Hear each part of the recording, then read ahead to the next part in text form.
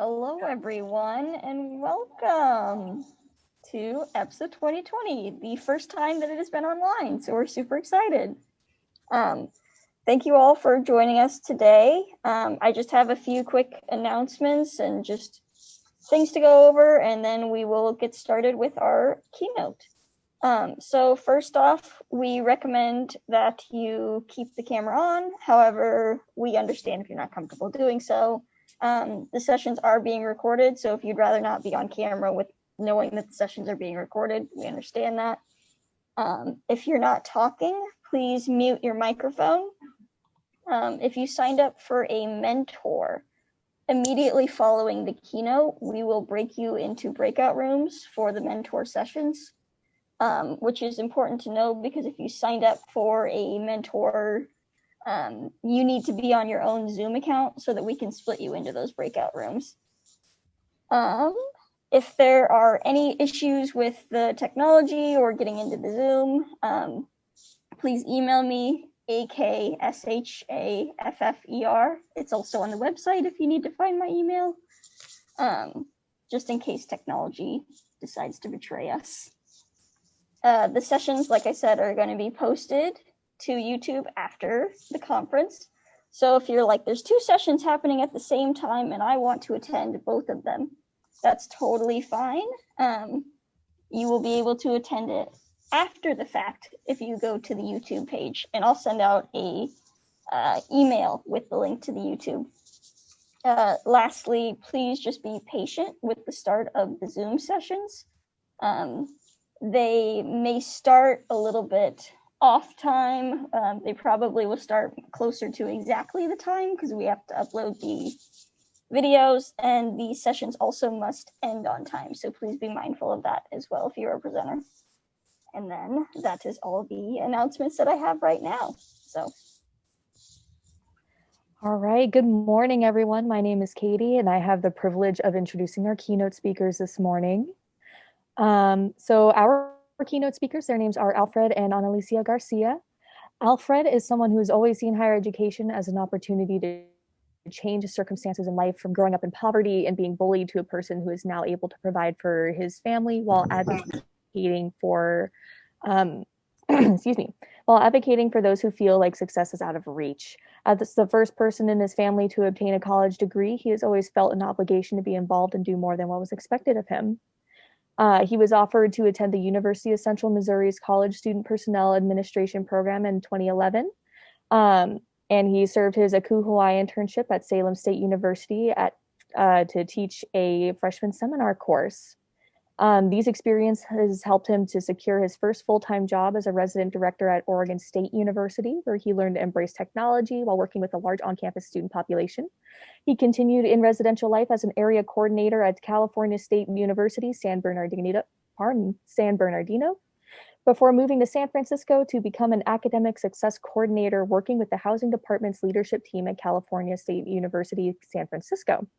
In his most recent role as an interim poly transfer coordinator at Cal Poly Pomona, he found himself leading student affairs to join the academic affairs side of the university environment. Here he has been helping transfer students adjust to the academic rigors of the university while reminding them that they have an amazing set of skills that make them more than able to succeed. Annalicia was born and raised in Southern California and is a Latina first-generation college graduate and professional. She received a Bachelor of Arts degree in Communication Public Relations from California State University, San Bernardino, and she received her Master's of Science in College Student Personnel Administration from the University of Central Missouri in 2012. She has worked professionally in residential life during the last 8 years, holding positions from area coordinator, leadership development and specialist, and assistant director at Buffalo State College during her Akuhuai internship. She has worked at Cal Poly Pomona, Oregon State University, California State University, San Bernardino, and San Francisco State University. During the last 8 years, she has coached and mentored over 40 individuals to pursue a graduate degree in higher education student affairs while receiving a full ride scholarship and paid assistantship. In 2020, she co-founded a passion project called Hands On Higher Ed, which is a social media movement with over 3,000 followers and helps higher ed professionals with career tips. She's an organization enthusiast, stationery lover, and planner person. And lastly, she is passionate about helping underserved students. And so without further ado, I will turn this over to our keynote speakers. Thank you so much for your time.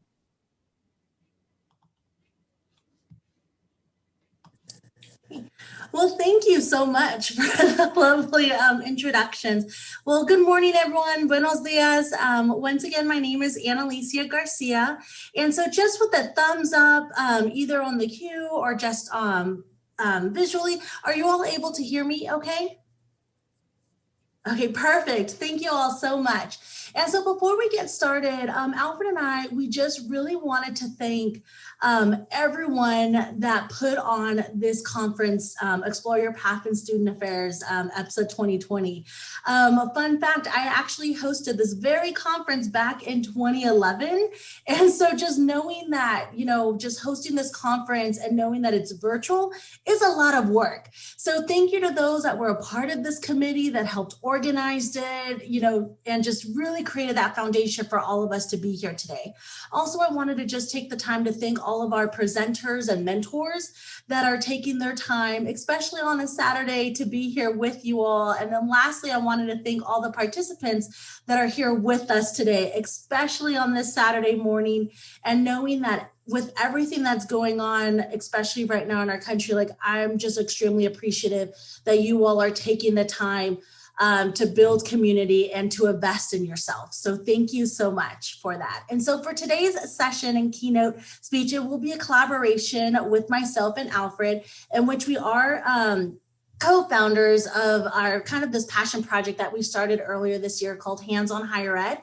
And so for today's keynote speech, we're hoping that we can provide you all with the tools to move forward in whatever direction that you're wanting to go in higher education by turning chaos into clarity.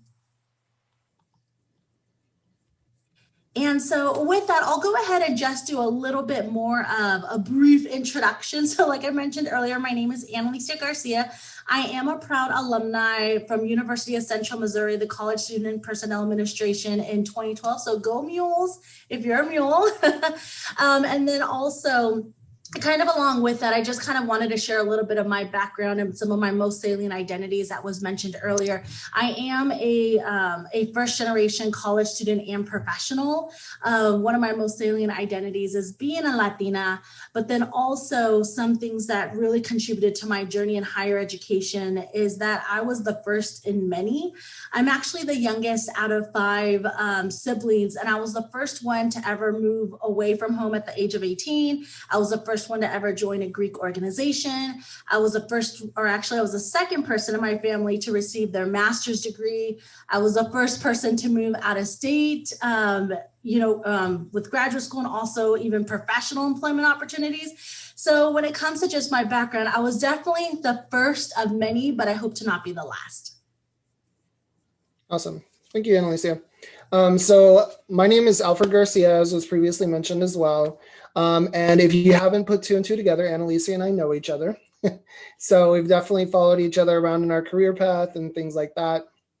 So very similarly, I'm also a proud alumni of the UCM College Student Personnel Administration program, graduated in 2013. A fun fact, Annalicia was one of the people who helped me decide on going to UCM. And I definitely do not regret that decision. I think it was a really awesome foundation for the rest of my career. So I've just been really appreciative of that. I'm going to go a little bit more into my story and some of the other stories that we'll be telling in a moment. So I'm not going to spoil a lot of that in this introduction. But yeah, I'm just really happy to be here with each of you and having this opportunity to present for this amazing program.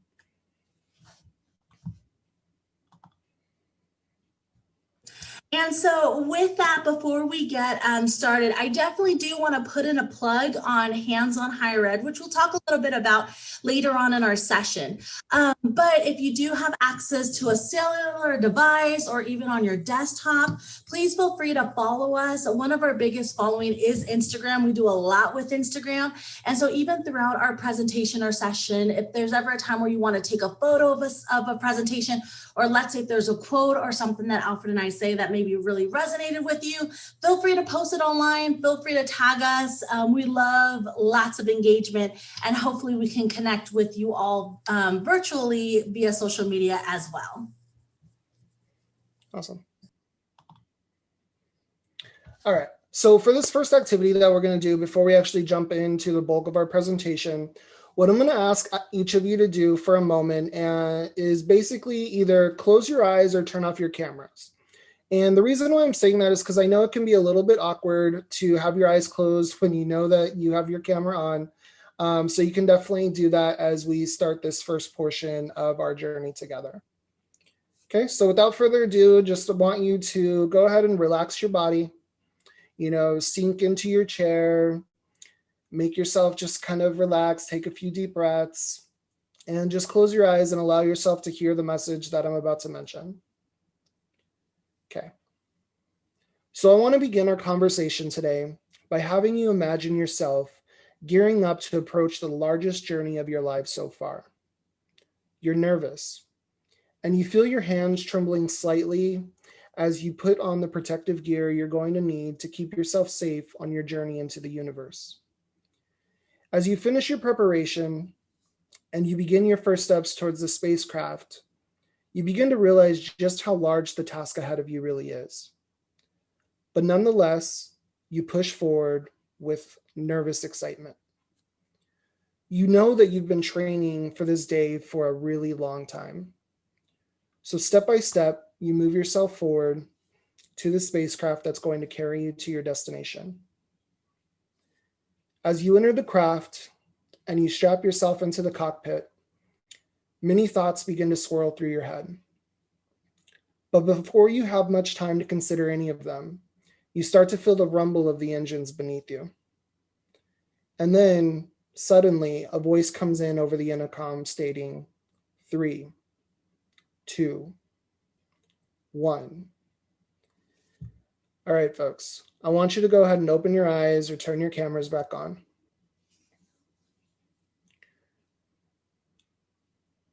This exercise is obviously meant to be a metaphor that relates to our presentation today and student affairs and the journey into higher education really being a true universe of possibilities.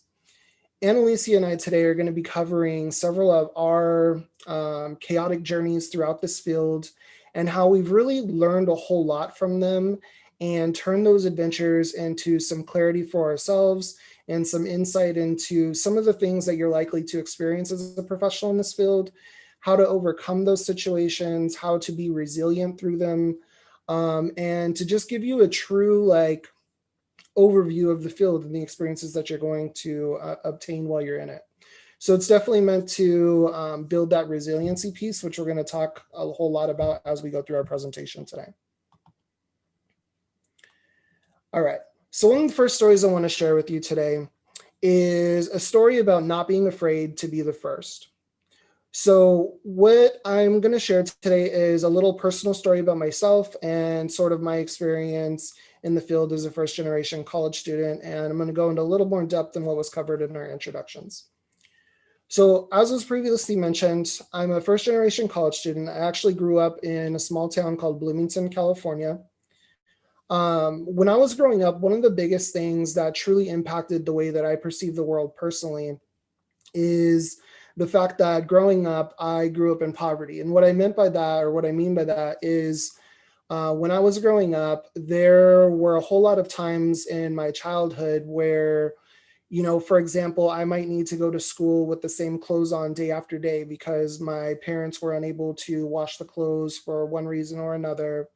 Or I would need to worry about, am I going to even have a home to live in this upcoming week or this upcoming month? So there was always a lot of uncertainty in my childhood growing up. And a lot of that uncertainty followed me into elementary school. So when I went into elementary school, there was a lot of times where, for example, I would get bullied because I was wearing the same clothes day in and day out sometimes, just purely due to my circumstances. And for me, that really has played a large impact into how I perceive the world. And it caused me to be very much so like an introvert. It caused me growing up to have a lot of self-confidence issues and second guess a lot of my abilities as a person, as a professional, and things like that. So when I talk about not being afraid to be the first, to me, it's something that has really been one of the driving factors, right? So for me, when I got to the opportunity to pursue higher education as a degree path, I was going to be the first in my family to leave the state of California. Now, I don't know if any of you have had the experience being in a biracial family or being raised by a Mexican-American household, but there's a certain expectation that you stick around the house and you help your family to survive, to pay the bills, etc. So there's a lot of that expectation. And when I decided, I was going to be the first in my family to leave the house and actually leave the state of California to pursue my graduate degree, it was something that was very scary, not only for myself, but for my family as well. So through that experience, I got to go out of state. I got to really learn a whole lot about who I was as a person. And I think that really shaped within me a desire to make sure that I was pushing myself consistently above my comfort zone. So that's one of the things that I want to make sure that you all, whether you're starting your journey in higher education from an undergraduate going into graduate school, a graduate going into the professional field for the first time, or even if you're currently a professional, it comes down to obviously, not being afraid to lean into that discomfort. So one of the things that I had the fortunate experience of in graduate school was having the opportunity to actually teach a college course. Now, I had gotten my degree in undergraduate education or education of kindergarten through 8th grade students. I knew how to teach, but I didn't know how to teach college students. And that's not something they teach you in graduate school. But there was an opportunity that came up and was presented to me as a graduate student. And I had asked my supervisor whether or not I can take on this opportunity to actually teach a freshman seminar course. At that point in time, I didn't realize that I was actually the first one that was going to be, potentially doing this. And they said, I don't know if you're going to be able to, but give it a shot. And so I emailed back to that request. And I was fortunate enough to have that experience to actually teach a freshman seminar course while I was a graduate student in my graduate program. And for me, that was a really awesome experience, but it was also really daunting. And that's kind of what we're talking about with the chaos here is, this field, it's going to provide you training. You're going to get training at a variety of different institutions, but that training isn't always consistent. And there might be some things that you're lacking and stuff like that. So the clarity that I want to bring to you is, as you're going through this, you're going to have within you the ability to be successful and those tools to be successful. So I want you to just remember that you have that within yourself, have that confidence within yourself, and know that you're going to be able to accomplish whatever tasks are set forth, because look how far you've already come in life. So just keep that in mind as we go into some of these other stories as well.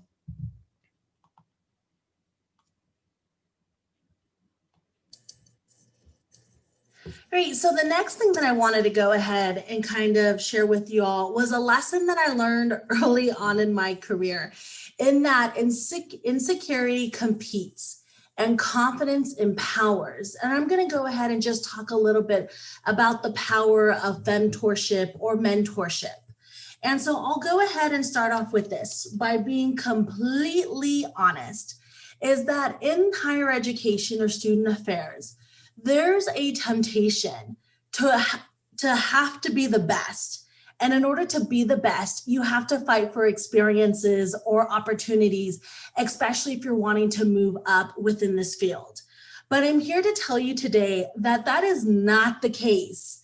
And I will say this because when I first walked into my graduate program back in 2010, and as I mentioned earlier, like some of my salient identities, I remember walking inside the classroom. I was the only Latina in my cohort. But throughout that first class session that we had, imposter syndrome really started to escalate within myself. And I started doubting myself, and I felt the need that like I had to compete with my peers, because the reality is, especially for those that are currently undergrads and you're wanting to pursue graduate school, the moment that you enter that classroom, you have to be aware that you're going to be in a class full of other individuals that were the best of the best at their current institution. When I had graduated from my undergrad, I had received so many awards from like student leader of the year for this and that, and so on and so forth. But when I had entered the classroom, I felt like, oh my goodness, like maybe I really don't belong in this space. And so something that I realized slowly during my time, especially the first couple of weeks within my graduate program, that I wasn't necessarily needing to compete with other individuals. I was competing with myself. And I think that's something that's extremely important, that feeling that I felt wasn't just in my graduate program. I remember even for those that, let's say you're on the verge of almost graduating, and if so, congratulations. But I remember even when I had my first time or my first full-time professional position, I remember the first day of training, all of that feeling kept coming back. And so kind of with that, I remember there was a specific time actually at my first full-time professional position. It was actually the second day of training, and the director of the department at the time went ahead and gave us kind of an Excel document that mapped out all the different committees that we could be a part of. And we literally had 1 hour to think about what kind of committees we wanted to be on. And so I remember after, receiving that list, there was a lot of really great opportunities. And when we met as a group an hour later, everyone was kind of fighting for these specific experiences. And so it was that moment where I felt like, oh my goodness, if I don't pick the right committees, if I'm not involved in X, Y, and Z, then I'm going to be stuck. And I'm not going to be able to move up in this field, when in reality, that was not the case. And I would really encourage those individuals, whether if it's in your graduate program or even in your first full-time professional position, or even if you've been in the year for a couple of years, you have to overcome those temptations. And because of that, and even from that experience, I remember when selecting committees, I made a decision when I came back to my office, because I clearly did not get any of the committees that I wanted, which was okay. But instead, what I decided to do was, within the next couple of weeks, I decided to have one-on-ones with every single one of my colleagues. And I had told myself that, you know what, I am not going to view my colleagues as competitors. Like, I want to learn from them. I want to grow from them. I want to be the best of the best with them in this field. And because of that, I actually really established a really strong cohort. And we kind of, we call each other divas, but they are definitely my peer femtors. And we're a group of 7 women. And since then, our group has grown throughout the years. But even till this day, 8 years later, anytime if there's opportunities for like job opportunities, or if we're about to interview for a position, or if we need help with our resume or cover letters or whatnot, these are the core group of individuals that really help empower me to move forth in this career. And so that's just something that I would just ask you all to do, is that, kind of getting that clarity that when you are surrounding yourself with individuals that are making you the best version of yourself, there's no need to compete. And in fact, it will make you better. And so there's this theory, which I won't necessarily go too much into theory, but there's this theory called shine theory. And it really just talks about like when other individuals, the individuals that you surround with shine, you will shine as well.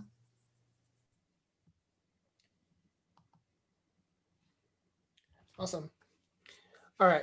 So before I start off on talking about kind of this next experience about working to live and not living to work, I want to just get a quick thumbs up.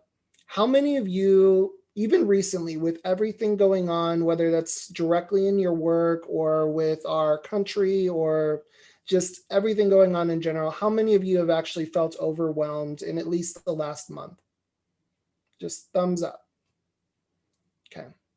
I figured it would be everybody in this room, right? We have all been feeling this way. So that's why we wanted to bring up this story, is when you get into higher education, you're going to have a whole lot of opportunity. you're going to have so many opportunities, you're not going to really know what to do with them, right? You're going to have the experiences of helping out other students, of learning from your mentors, and there's always going to be something to do. I can guarantee you in every position that I've ever had, whether that was in my graduate program, my first position out of graduate school, there is always something to be done. So it's important that when you are going into this field, you realize that. So I'm going to share a quick story about an experience that I've had.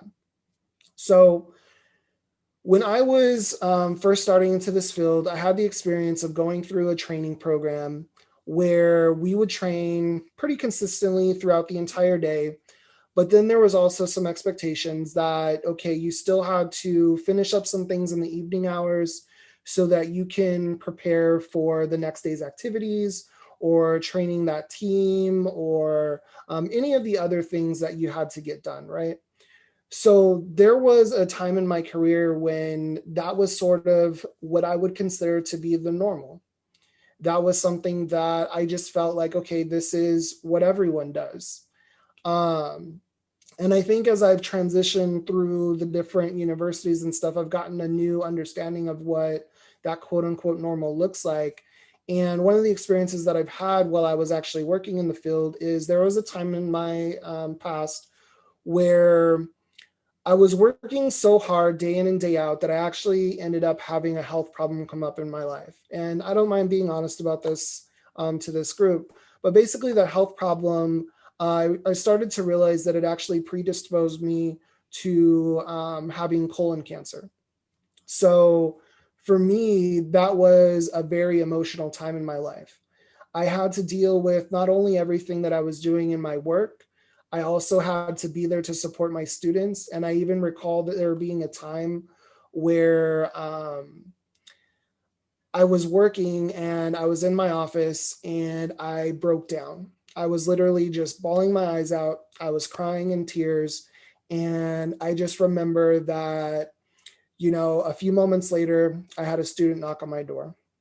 So as any student affairs professional knows, you dry your eyes, you put on your happy face, and you go and you answer that door. And what I realized through that experience, right, is I got up out of my desk, I went to that door, I dried my eyes and everything. That student had been invited into my office, and we sat down, we had a conversation. And through that conversation, that student ended up crying. And that student was pretty emotional about their own current life experiences. And for me in that moment, I started to realize, you know, work is always going to be there, no matter what. There's always going to be something to do every single day of your lives. But I want to urge each of you that you need to look into establishing boundaries for yourself. Whether that for you means that strictly at 5 you go home, whether that means that every month you take a day off, whether that means that, you know, you turn your camera off in a meeting so that you can feel like you have privacy in your own space. Find ways to establish those boundaries, because that's what's going to help you, you know, survive in this field, to find your peace, your work-life integration, so to speak. Something we talk a lot about on our Hands on Higher Ed page. So something that I just want to encourage you to do is just find a balance, take care of you, and know that everyone is going through their own personal battles and those own journeys in life. And it's okay to say no. It's okay to establish those boundaries. So that's kind of like another key story that I want you to take away from our conversation today. Okay, so the next story that I wanted to go ahead and share with you all is, first, I want each and every one of you to know your worth and to never settle. Because I will be honest, there's a lot of times in this field where I've seen a lot of professionals and even graduate students that just settle. And they end up overworking themselves and they burn themselves out to the point where after 1 or 2 years, they end up leaving. And that's what really I'm hoping is that for every single person that's attending this conference, and like, you know, as each stories we're sharing, that you're able to take a little bit of it and apply it to your everyday work, whether if you're applying to current graduate programs or you're about to graduate or you're new into this field. And so when I mean know your worth and don't settle, there was actually a time in this field, or there may be times in this field where you may be you may be tempted to accept the first position you're offered, whether if that is a graduate assistantship, a graduate program, an internship, a full-time professional position. You might just be tempted to just say yes to the first thing that you get. Or let's say if you don't get offers to anywhere except one, you may feel even more inclined like, oh, I have to accept because that was the only offer that I got. And so something that I learned actually the really tough way is because I actually settled, and I'll go ahead and kind of explain a little bit about that story. So as a newer professional, I was about into my second year, and I decided to leave the job that I had at that time because I was in a long distance relationship for about 2 to 3 years at that time. And I was just on the verge where I was just done being in a long distance relationship. And I just wanted to be closer to my partner. So I ended up leaving my first full-time professional position, and I ended up relocating to where my partner was at. And so because of that, I was actually unemployed for about 2 to 3 months or so. And when I was applying to jobs, like I was applying to anything and everything, even if I didn't even like the position, because I just felt like I just need a job. I just need a job. I need something. And unfortunately, I ended up settling, and I accepted a position that gave me the first offer. And because when I had accepted that position, the first month that I was in that role, I knew this was not for me. And it, unfortunately, as the months and days passed on, it became an extremely toxic environment for me, to the point where I myself thought that I was going to leave higher education after only being in the field for about 2.5 years or so. And so I was there for about 6 months or so. And even when I was talking to some of my mentors, you know, at the time that were a lot older than me and much more experienced than me in the field, majority of them told me that I should stay, and that I needed to be in that position for at least a year or two, because if not, it was going to look terrible on my resume. So I was really conflicted because I didn't want anyone to think badly of me because I wanted to leave. And I was just so worried because constantly you kind of also hear this word phrase that like, oh, this field is so small, everyone knows everyone. And so I kind of got really scared and I didn't know what to do. And it wasn't until like I mentioned, maybe like the 5th month that I was working for that department, a mentor of mine had actually reached out and told me about this employment opportunity that they knew about. And so they thought of me and that I should apply. And so I ended up applying, but I didn't apply just because I wanted to get out, but I applied because it was actually an opportunity or a position that I was truly interested in. Because I definitely learned to not have settled, as I mentioned before. And so long story short, I was offered the position. And I remember the day that I informed my supervisor at that time, and I had provided them with my letter of resignation.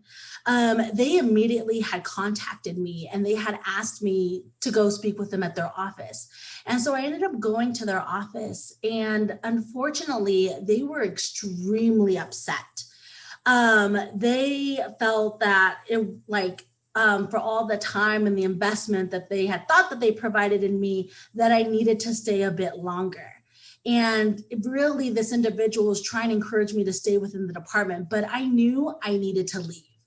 And so I remember before walking out of that office, that person at the time had told me, and this is, mind you, being a newer professional in the field, that basically my reputation was going to be ruined and that I was never going to be able to have any other opportunities in this field because I was going to leave the department in under a year. And at the time I was a bit nervous, but I remember when I walked out of that office And I had realized that even though this field is small, I am bigger. And I know my worth, and I know what I can offer. And I know that I have people that, regardless if I were to make the biggest mistakes in this field, that they will always have my back, and they will always support me and encourage me. And it's actually kind of ironic because now, even after so many years since that situation, it's been like 6.5 years or whatnot. Like, it has really brought a lot of clarity and just a lot of worth in knowing that it is okay to put yourself first. And it is okay to leave positions where maybe it's not a great fit for you. Because at the end of the day, I know for a fact, if I would have stayed in that position a bit longer, or maybe a year or two, I would not be in this field, and I would not be the person that I am personally and professionally. So that's just something that I just wanted to just add, and kind of the clarity that really brought me in that situation is to be unapologetic about who you are and the value that you can add and contribute to this field. Whether if you're new into this field or you've been here for a couple of years, it does not matter. And so that's something that I just wanted to share with you all, is to not settle. All right. So the next piece that I want to talk to you about is revolving around this quote. So this quote was actually told to me by my big brother in my fraternity that I was involved in as an undergrad. And he told me one day during a retreat that we were attending was, Alfred, you'll never be the perfect person, but you can always be the perfect you. That quote and that mentality has really just stuck with me throughout my entire life. I apply it to a lot of my professional encounters when I'm speaking with other people. And it's something that I think it really resonates with me, because I myself identify as being a perfectionist. So real quick, before I go into sharing my story, how many of you don't like to make mistakes? Just thumbs up if you don't like to make mistakes. All right. How many of you would maybe self-identify as being a perfectionist in some way? Okay. I figured a lot of you would also identify that way. A lot of us in this field want to be perfect. We want to never make a mistake whenever possible, because we're afraid. We're afraid of what those repercussions might bring. So I want to tell you a little bit of a story of how this applies to me in this field, and maybe you can relate in some of those ways, or maybe you're afraid of some of the things that I've personally experienced. So when I was a first-time supervisor, it was the first time that I went into graduate school, my very first year. I was able to supervise a staff of resident assistants, and I thought that I was doing a good job. I really did. And I remember I was really attentive at training. I attended every training session. I was always on time. I took all the notes. I read all the notes. I basically experienced it as if I was in class, and I wanted to ace that class. I wanted to make sure that I read every manual, and I stayed up super late at night to try to make sure that I wouldn't make any mistakes as a supervisor.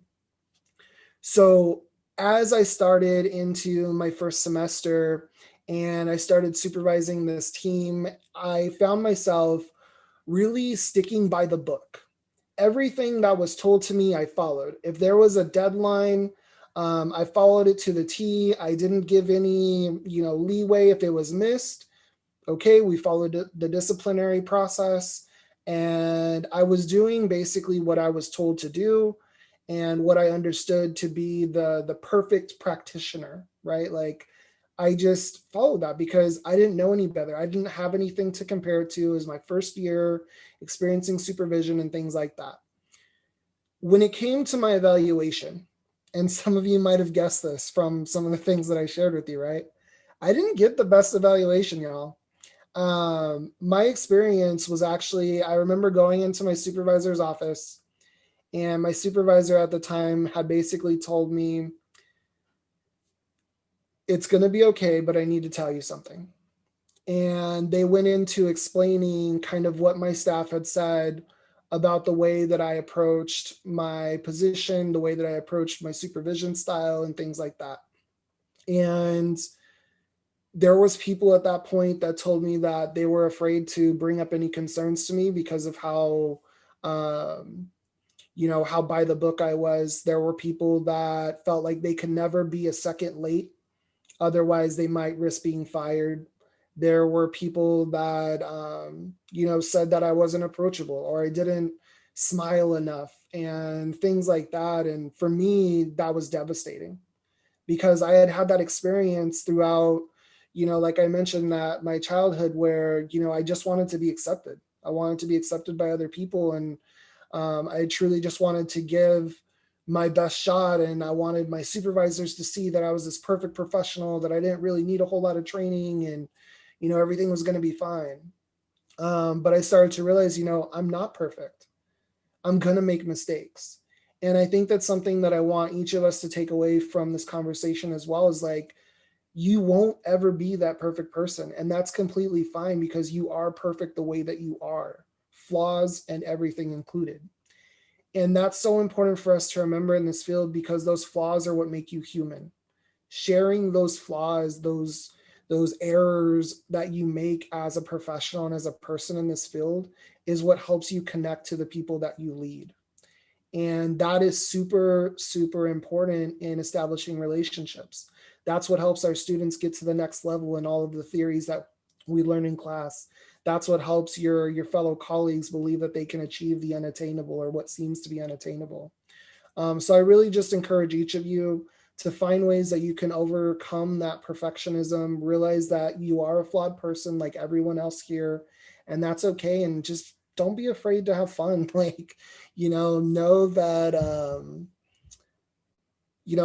that you should have confidence in yourself and it's okay.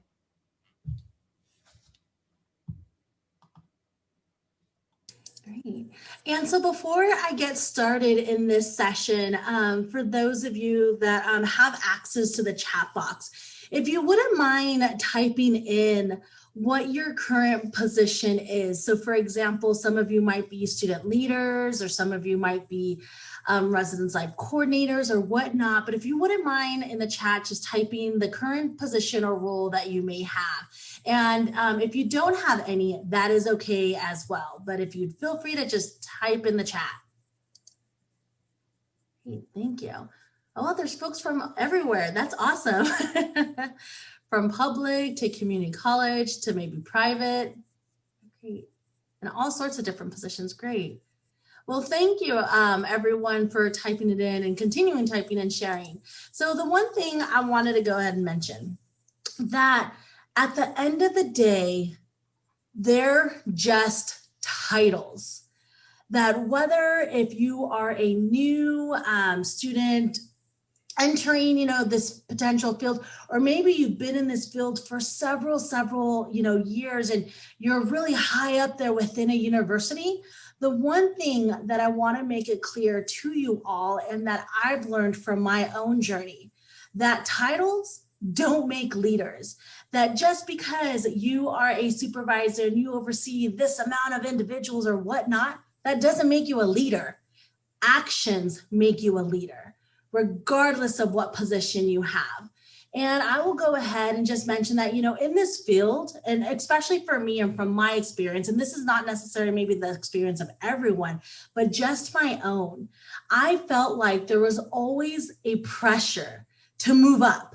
And that you had to move up, quickly. And so I ended up finding myself within my higher ed journey that every 2 years or so, I was moving up to positions that were higher in classification. And within the last 8 years or so, I was able to move up quickly in this field. But I will also be honest that that's not the reality of every single individual. There are people in this field that have been in their same position for maybe 10 or 15 years, and that is completely okay.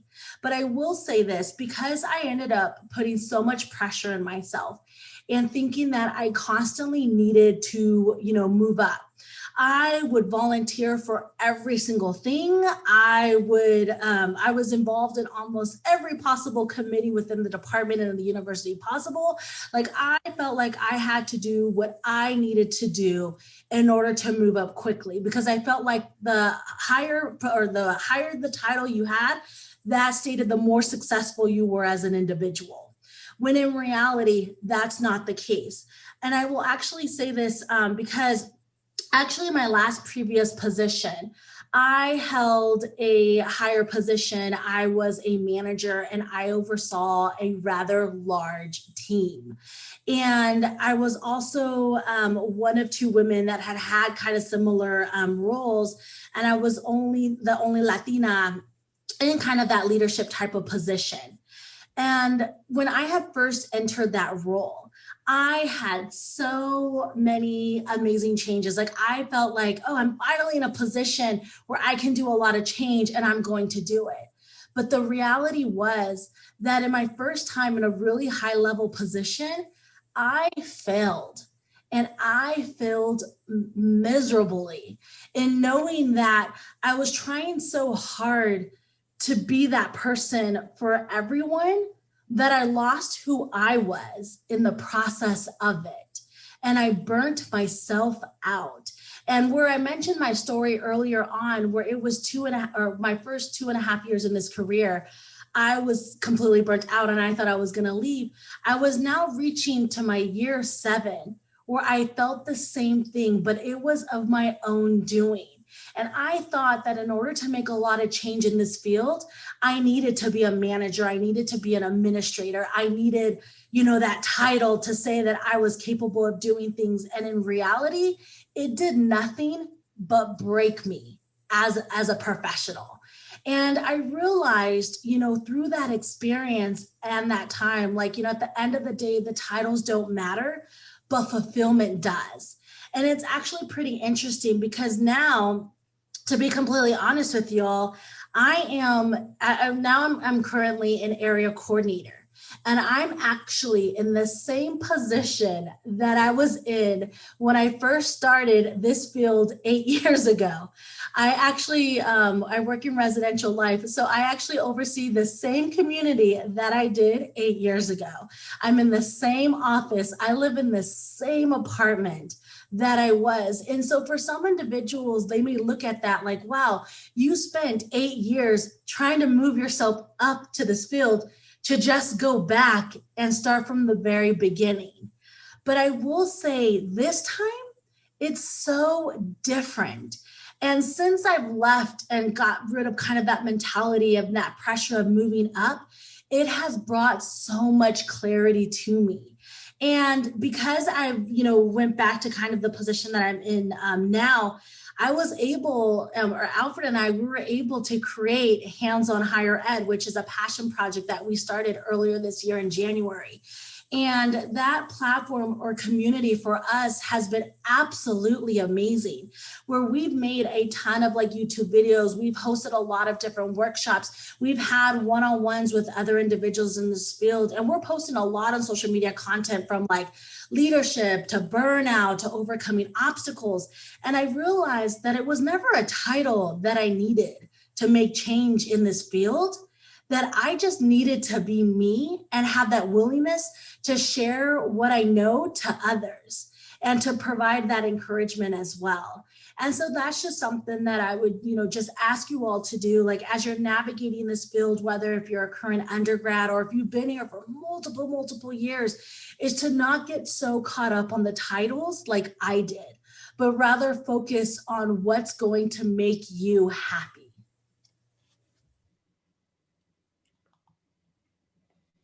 Awesome. So as we start to wrap up our journey and this universe of possibilities that is higher education and student affairs, one of the things that I just want everyone to take away from a lot of the stories that we've shared is these are our unique stories, our unique circumstances, and our unique experiences. Each of you is going to have similar stories, but in a different context, wherever you're working, whatever graduate program you go to, and things like that.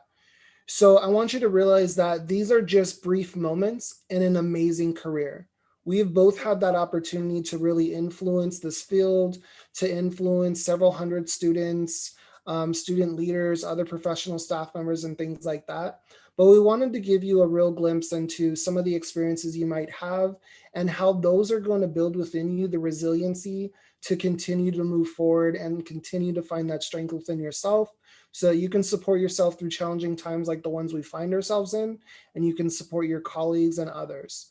One of the other things that is symbolic that we wanted to mention about this metaphor of like a spaceship and going out into the universe of possibilities is every spaceship starts with a foundation or a launch pad. And it's important to know that whether you are seeking to come into higher education and student affairs, whether you're currently in a graduate program or you've been in the field for a while, a lot of the times our experiences come back to our foundation. And that foundation for many of us is graduate school. It's that experience that we're really going to get our first taste of the field. We're going to understand the lingo. We're going to understand the theories that we practice, be able to apply those. And it's really just a trial and error type of experience. But that launch pad and that foundation is something that you're going to start from and you're going to come back to at multiple points throughout your career. So truly, we hope that you all embrace that experience. We hope that you enjoy that experience as a graduate student, as I know we both did, because it's really going to set the foundation up for you to be successful throughout the rest of your career. So we ask that, like we said in the beginning, as you approach that launch pad and you experience that nervous excitement and things like that, know that it's going to be okay. Trust all those people at your graduate programs to build up that ship, to make it steady, to be there for you when you're about to take off. They'll be there for you when you land. So with that, we're going to go ahead and we're going to open it up to some conversation, questions that you all might have. And we're also going to go to this last page just as a final link to a lot of our higher education, our hands-on higher education social media links. So at this point, time for Q&A. Yeah, and I would go ahead and just add as well as once again, just thank you all so much for creating the space and allowing us to kind of share some of our own turning chaos to clarity moments. But also too, please know that, at any time within your career that we are definitely here for any type of support that you may need.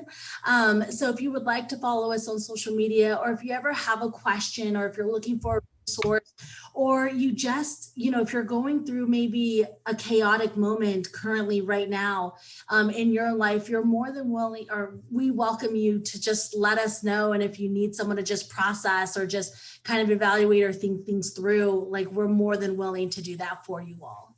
So if you have any questions or if you'd like to ask us anything, we are now here.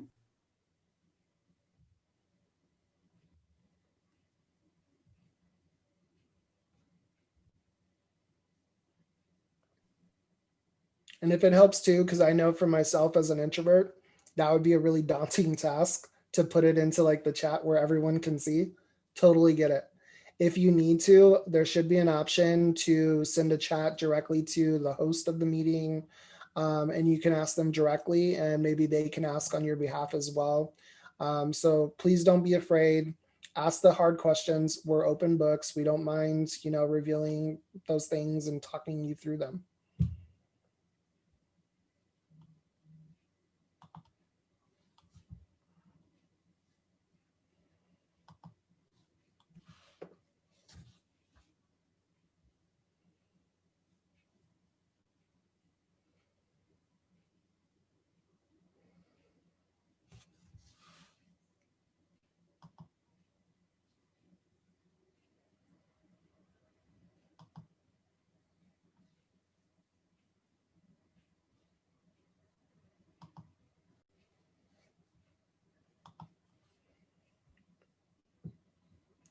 All right, so I don't know if anyone has asked any questions or anything like that, but just in case you haven't, just once again, if there's no questions or anything, we just want to thank you for this opportunity. We want to encourage you to pursue all your dreams in higher education. It is an amazing field. You're going to have a lot of awesome experiences. I'm sure many of your graduate programs will be amazing as well. I do see a question coming in the chat, so definitely we'll answer that in a second. So let's see. The question we have here is, how have your identities impacted or intersected with your work? That's an awesome question. So I can kind of hit on one of them that comes to my mind right away. So I think for me, being a first generation college student, I had to come to the university environment and higher education really just thinking about the fact that I had to navigate it all on my own. It was something that was very scary. I had a lot of concerns about, okay, am I going to be successful? I didn't know the lingo that I needed to speak, and I doubted myself a lot. So I think for me, that identity has really impacted my work because it always causes me to sort of second guess the work that I'm going to put out there. And I find that as a result of second guessing, oftentimes like I take a little bit longer in my work. I'll consult with more people in my work and what I'm doing. So I think that's really just, it's caused a lot of that uncertainty, but at the same time, I found peace in knowing that I have other first gen folks around me that have really helped me to bring that up and to just remind me that I am worthy of this field. I can do the things that I'm setting my mind to. So that's sort of the identities that have really impacted me in my work. So I don't know if Annalicia wants to touch on that. That's an excellent question. And I would definitely say it has really impacted me, not just in my work, but even like in my own personal life as well. And I would definitely say, I think when it comes to my own, identities, or especially like a lot of my salient identities, and knowing that I've been the first of many, especially within my family, I know it's just so important, at least for me, is to give back to my community and to, newing and emerging professionals, in this field. And, for me, in the back of my mind, I always find myself in situations where like even when it comes, for example, for me, like as a leader, that I'm always trying to encompass or be the type of leader that I wish that I needed maybe when I first started this field, or maybe, that I needed, growing up and whatnot. And I would definitely say, like, for me, when it also comes to my salient identities, is also recognizing the privileges that even I do have as well, knowing that I'm only one of two individuals in my family that have their master's, degree, and that I'm actually educated in a variety of different forms to compare to maybe a lot of my other family members. And so I think it's also to embracing, those types of the identities that I have, but then also always encouraging myself to continue learning and developing further, and not just stopping just because I have, for example, like I have a master's degree or whatnot. And so it is definitely something that has, shaped me. And I think especially just with my identity, identifying as a Latina and being as a woman, and, navigating, this field of just knowing my worth and knowing what I can bring and what I can contribute to anything that I do. Awesome. So it looks like one of our next questions, Annalicia, is can you give your elevator pitch for student affairs for someone who isn't sure that it's for them? Let's see.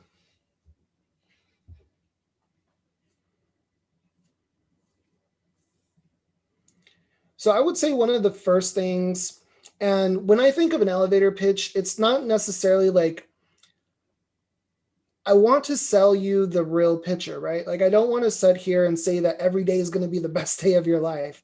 You're going to have a lot of those days. You really, truly are. And there's a lot of amazing opportunities where you're going to have the experience. For example, I've been on call duty rotations multiple times in my career, and I've been fortunate enough to have the experience of being present with people right after they have experienced acts of domestic violence.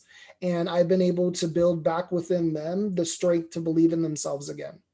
And for me, like, that's something that's so absolutely powerful and unique about this field, is you have the experience and the opportunities to bring someone from the brink of dropping out of college, from the brink of suicide, from the brink of, not believing in their futures and things like that. You have the ability to speak life into them, to show them that they are worthy, to show them that, they have strength within themselves to continue to pursue another day. And to me, as a member of this field, that is something that I truly, truly live for in every day of my career, is having that experience and that opportunity to just build that confidence within someone who maybe didn't have it in themselves before. So if you are looking into this field, that's probably one of the most rewarding experiences that I've had. And I've been fortunate enough to experience that at many times throughout this field. So I'm very thankful for that. So I love like elevator pitches and everything of that. So I was even trying to think creatively, like, oh, like what would my specific pitch be? But I would say when it comes to deciding of whether or not if this is the field, like, you know, for you or whatnot, for me, what has always kept me grounded, and even though I shared in the past where there was kind of 2 times in my career that I've even thought about, you know, leaving, but what really made me, you know, want to stay and continue to give back at the rate that I do is because of my why. And it's not just like the only factor, but one of the main contributors of why I ended up pursuing higher education student affairs. Long story short, it was actually my first quarter of my undergraduate degree, and I was failing my classes miserably. And I was actually that resident that lived on campus that I was on the verge of being evicted because of the amount of policies that I was violating. And I was just struggling within my transition to college, and I was hurting. And at that time, the conduct hearing officer was actually also the director of housing. I was having that meeting knowing that I was going to be removed from campus or from housing. And he took the time and realized that I wasn't a terrible human being, but I was just struggling with my transition to college. So he actually gave me the choice. Either I could move out of campus, get kicked out of housing, or I can get involved in housing government. And of course, you know, me being 18 at the time, I was like, oh no, I'll do anything to stay on campus. I joined housing, and that changed the course of the rest of my career. And that is what really kept me grounded, because at the end of the day, if it wasn't for that individual, I would have never graduated with my undergraduate degree. I would have never pursued higher education. Like, I would have never been in all sorts of the positions that I've been if it wasn't for that one person that took that chance for me. And even though, yes, this field, you know, can be a bit challenging from time to time, for me, it's so much more rewarding. And knowing that I have those opportunities to make that impact on other student leaders and to potentially mentor, and not just mentor them, but to guide them into creating and knowing that confidence within themselves that they can be truly unstoppable. And so for me, that is why I've stayed in this field. That is why I remain in this field, is knowing that someone took that chance on me. And I know that I have that ability to do that for others. Awesome. All right, so I am mindful we have about 8 minutes left, and there's about 3 more questions that we've been asked. So we'll definitely try to answer all of those. So one of the questions is, what are some things I can say to my parents about student affairs to convince them that this is a real career? I totally get that. Part of the sarcastic human in me says, you know, show them the money. I mean, it's not a lot, but you can show them money. So that's awesome. I don't know. I would say definitely, like, you know, don't be afraid to show them your college campus and let them know that this isn't about you being like a student anymore. This is about you being on the opposite end, helping out students. I think that's something that you can definitely share with them. I don't think they're ever going to truly understand what it is you do in your position, oftentimes because they've never experienced that position themselves. So it's something that is definitely taking a lot of explaining to my family personally. So that's kind of like some of my initial reactions. I don't know if you have anything else to add, Annalicia. Yeah, so I would actually say, even for my own personal experience, if you ever need me to talk to a parent, let me know. I've done it before in the past. But I will say, when I first was navigating even higher education, to be honest with y'all, it was quite upsetting to my parents at first, because they thought like, well, here you were getting your undergraduate in communication public relations. They thought I was going to work for like PR for a corporation or nonprofit. And then here it was my senior year, my last semester, and I wanted to change my entire career. So they were a bit nervous. And then they actually were not supportive of me pursuing higher education out of state. They wanted me to attend a university that was in SoCal. And so at the beginning, unfortunately, I didn't have a lot of support with my family. And a lot of it was because they didn't understand this field, or the opportunities that it could, present itself. And so for me, at the end of the day, when it came to navigating that with my parents, I ended up making decisions that they weren't happy with. But for me, like, something that I always told them at the back of their minds was that, I need to do this because I know it's going to make me happy and it's going to bring joy to my life. And this is something that excites me. And I know, especially for them, they're both immigrants coming into this country, but now citizens. They worked really hard to get me to where I'm at. So they were a bit nervous at first. But for me, it was so rewarding that when I had graduated in May 2012, and they had seen me walk across that platform, and then I got my first time full-time position and job, they started realizing and acknowledging that, okay, she knows what she's doing. And it's okay. But it did take me a couple years to get, to that point. But I think at the end of the day, what was really consistent is that they saw how much joy this really brought to me. And I think that's something that at the end of the day, like, you can make like so much money and you can be in a field, but if it does not bring you joy and like that happiness and that rewarding piece, like it's going to break you as a person. And I think ultimately that's what my family realized. And I would even say too, on the flip side, since working in residential life, I actually have the opportunity where both my sister and my brother lived with me at some point in my career. So they kind of got to see what it was like living on campus from that. So that would be kind of my experience. I know that was a bit longer, but if there is ever a time where you need me to talk to parents, let me know. Awesome. All right, so one of the next questions we got asked was, what are some of the self-care tips and tricks that we use when we are feeling overwhelmed that we would recommend to others? So I know, Annalicia, you're pretty big on self-care tips and tricks. So I don't know if you want to take a shot at this. Oh, yeah. I mean, this topic, it's a presentation on themselves. Who knows, maybe it'll be the theme of our next social media theme week. But I would say when it comes to self-care, the biggest thing that I would encourage you all to know and do is you gotta say no. And you have to be okay with saying no and putting and setting boundaries for yourself. So for example, for me, especially in residential life, it is completely doable to not work hours and hours on end. I do it on a regular basis. And when it hits 5 o'clock or when I'm done, whatever with X, Y, and Z projects, that's it. I'm done. And I think, for me, when it comes to different opportunities or volunteer opportunities, I will take some things here and there, but never to the point where I'm burning myself out. And I think, when it comes to self-care, you have to know how to say no, but at the same time, you have to be willing to communicate to for example, like your direct supervisor on what you need to be truly successful. And that's something that moving forward with every position that I've ever received, before even accepting an offer of this and that, I make sure that my supervisor knows what I need to be successful. And I make sure that they're able to provide me with that, support and that need. Because if I know if they can, or if there's a bit of hesitation, well, then I know I'm not going to get the support that I need for self-care. And so there's a lot to go with that, but that would be the main thing, is learning to say no and being okay with it. Awesome. And then we have about 2 minutes for this last question, but the last question is, what is your advice for choosing a graduate program? Okay, so one of the quick things of advice is know your non-negotiables.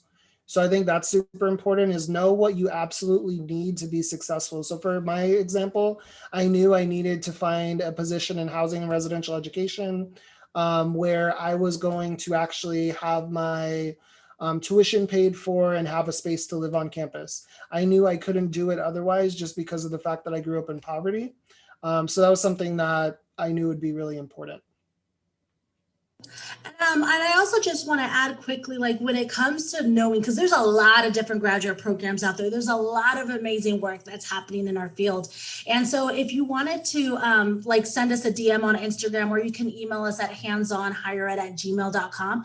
I actually have created a handout that kind of breaks it down of like what your non-negotiables are, what are your negotiables, or what are you willing to give up or not give in. And that really could be the starting point of providing that clarity of like, okay, what is it that you need, and then kind of narrowing it down. So we definitely have a resource like that available. If any of you all are interested, just let us know. Yep. And then we have like 1 minute, so we'll hit this last one quick. But it looks like, how do leaders that have never been a supervisor before get into the mindset of being a supervisor so that they could step into the authority that it holds? So I think a couple of different things that come to my mind. One of them is I know that we've done a lot of topics on our Hands on Higher Ed page. So on Instagram, if you look at that, we talk very directly about supervision. So we can talk a little bit more about it. But I would say, you know, embrace the fact that you have that position. Don't let it go to your head. Know that you're a human being, and that's what makes you most relatable. And that's what's really going to get you the buy-in of your team. And I would just add, read lots of books, read lots of articles. I love reading. And if there's ever a topic or something that I don't have experience in, I read. And actually a really good book about supervision. Oh, I forget the author, but it's called Radical Candor, How to Be a Kick-Ass Boss.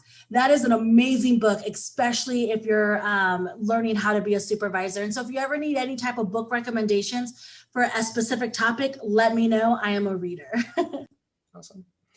All right, folks, so I know we're out of time, but thank you all so much for your amazing questions. We really appreciate it, and the time that you've allowed us to just learn with you. So we'll turn it back over to the moderators to kind of go into the next phase of things.